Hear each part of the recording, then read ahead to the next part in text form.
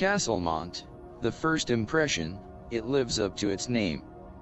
Standing and reflecting on the serenity of the lily pads adrift on the embayment of water in the large structured reflection pool dawning before this magnificent complex, Gary sensed Castlemont wasn't merely another public school building. It was a pulsating, vibrant entity with its historic Tudor facade, towers adorned with ivy stretching heavenwards.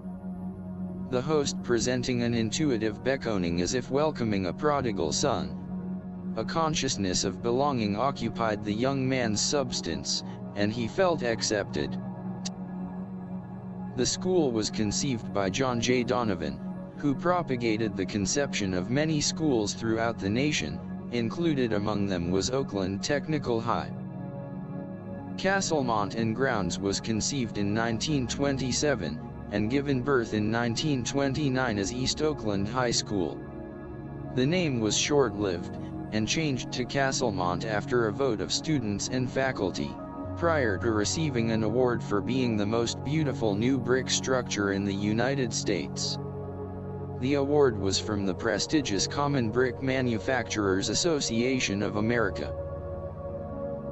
The Castlemont campus was immense, with its track, football field, swimming pool, staff, and student parking, and a two-story modern addition added to the classic building, plus the presence of several portable buildings, an area encompassing over 25 square city blocks.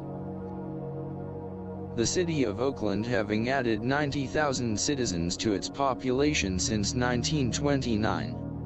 Castlemont having greatly increased its staff, Gary estimating the student numbers between 2,500 and 3,000. The staff consisting of Mr. Baker, Principal, Mrs. Brome, Dean of Girls, and Mr. Quelmaltz, Dean of Boys. 4 office workers, 8 maintenance personnel, 16 cafeteria workers, 3 librarians, a nurse, and 89 educators, better known as teachers. A Goliath of a 3-year public school. Gary found an environment totally dissimilar from what he had envisioned. The hustle of student activity was organized, unlike the sinuous rush in junior high. An aura of knowledge existed, radiating a viable sense of attainment. The teenager initiating the educational classroom with his presence. And behold, academicism prevailed, the teen soon finding himself with the burden of study. Geometry was a test of memory, axioms, postulates, theorems. He tried his best to find an application for instant recall, but resolved to a commitment of just plain memory. The similarities in equating his junior high algebra teacher and his present geometry teacher was uncanny, both instructors resembling each other in appearance. Gary often wondered if Castlemont geometry teacher Mr. Malmsten played a musical instrument with the Oakland Symphony, whom engaged the algebraic instructor Mr. Conley at Frick Junior High. After Mrs. Funnell's Latin class in the 9th grade, the young man opted for Mrs. Hoyest's Spanish tutorial, considering it would acquire less effort. Prerequisites included English with Mr. Darling, Biology, Mrs. Harris, one-eyed Coach Street in PE, and 1 semester of typing as an elective to improve his self-taught input.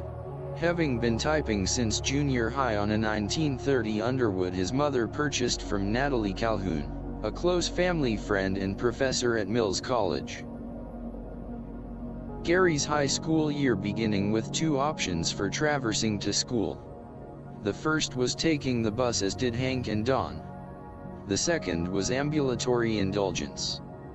A walk up Shone Avenue and Sterling Drive to Crest Avenue overlooking the vastness of San Francisco Bay, then taking the path shortcut down to 82nd, continuing the 6 blocks to MacArthur and the 3 blocks to Castlemont. Gary estimated the total distance from home to Castlemont was only a mile, but the walk up 82nd to Crest was like walking up flights of stairs in a 40-story building. The number 56 bus boarded at 90th and MacArthur, providing another way home, a decision that both options would be exploited, depending on the situation. The youth was once more joined in educational habitat with his friends, Don and Hank. His cohort Dale Spady would be moving to Castro Valley after this spring semester, their high school system not participating in midterm January graduations, Dale to move ahead a semester. Many acquaintances from junior high failing to accompany Gary to Castlemont, their residency being outside the Castlemont attendance region, instead most attending Fremont High. With the dawning of a far larger class, he was looking towards acknowledging a host of new advocates, sharing expectations, aspirations, and formulating new friendships. Castlemont represented more than an advancement to a higher educational plane, the opportunity introducing one to a host of diversity and a legion of new experiences. The youth ascertaining some detrimental, but others offering enlightenment to an awakening of mindfulness. Gary reasoning that the proof is in the pudding.